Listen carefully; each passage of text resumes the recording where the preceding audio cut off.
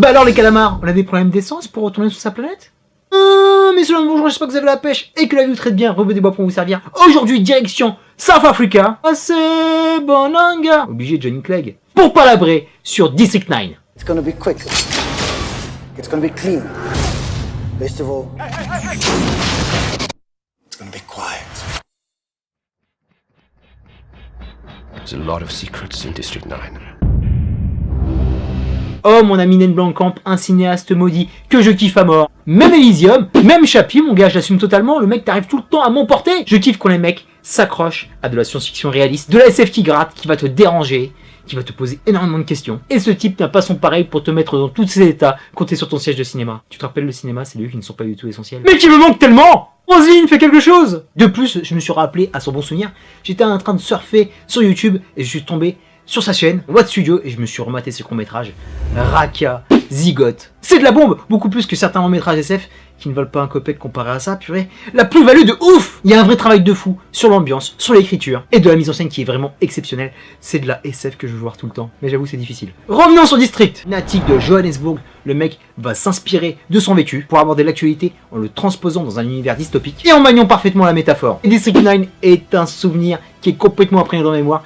Je me rappelle comme si c'était hier. Je l'ai vu la semaine de sa sortie. C'était un samedi soir. La salle était à moitié vide. Bah ouais, c'est pas Spielberg ni Cameron, mais c'était vraiment une super découverte. Quel spectacle pour un baptême du feu réussi. Nail sort des sentiers battus. Prenons une approche qui mélange plusieurs prises de vue différentes. Le truc archi casse-gueule, mais avec lui ça marche. Lors de la première partie, il épouse le point de vue d'un reportage, avant de revenir sur un style plus traditionnel, mais tout aussi maîtrisé. Et ce qui est très fort, c'est que ça gêne jamais la cadence. Jamais tu n'es perdu entre les deux. Le mec a une caméra à l'épaule musclée. Il va alterner de façon dynamique les témoignages et les séquences sur le terrain. De façon à nous faire vivre un journal télévisé en direct avec des flashs simultanés sur le même sujet. T'as plusieurs données qui s'affichent à l'écran. T'as les noms, t'as les fonctions, t'as l'heure à laquelle ça s'est passé. On est dans une véritable investigation, même si c'est tout à fait artificiel.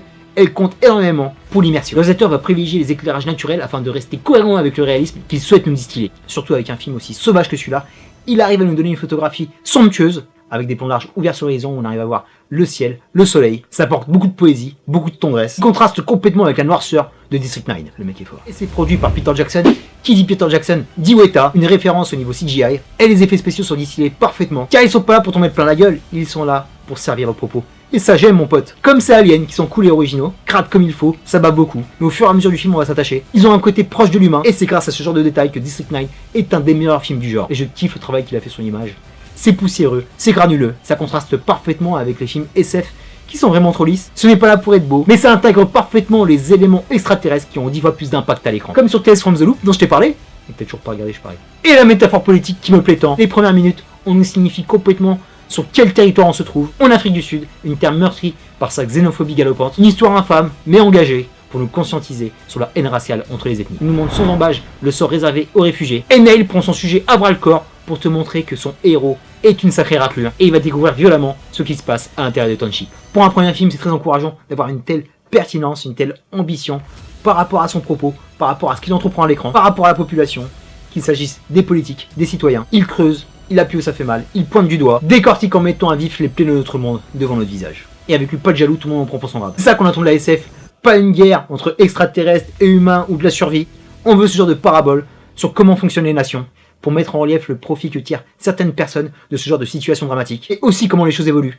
Parce que tout va se retourner, surtout par rapport à son héros. Il va être en quête de survie, comme en quête de rédemption. Et dans ce film, c'est tellement fort parce que ça va te donner tellement de sentiments contradictoires. J'ai kiffé l'action, j'ai kiffé le final qui m'a complètement emporté, c'était complètement fou, avec presque un happy ending, parce que rien n'est vraiment réglé. Et tu vas être pris de tristesse et de désespoir par rapport à ce qui va se passer. On va être aussi bien pris d'empathie par rapport à cet individu qui était totalement maîtrisable au départ, et comme ces créatures qui sont tout à fait humaines et qui facilitent notre identification. Et là où c'est fort, en nous faisant passer de l'autre côté du décor, le mec relâche la tension et nous pousse à la réflexion, en jouant avec la bande son qui est douce, malgré les situations qui sont intenses et violentes. Il arrive parfaitement à déconstruire l'humanité pour mieux la reconstruire. Plus je t'en parle, plus je vois District 9 comme une œuvre philosophique, avec un superbe aspect documentaire, et un film avec un pas si gros budget qui arrive à donner tellement de sensations. Le mec a utilisé beaucoup de figurants, il a pris un acteur qui était vraiment inconnu à l'époque, Sharlto Copley, c'est son compatriote, son acteur fétiche qui va être présent dans tous ses films, et il est parfait en Monsieur Tout le Monde, qui va être complètement dépassé par les événements.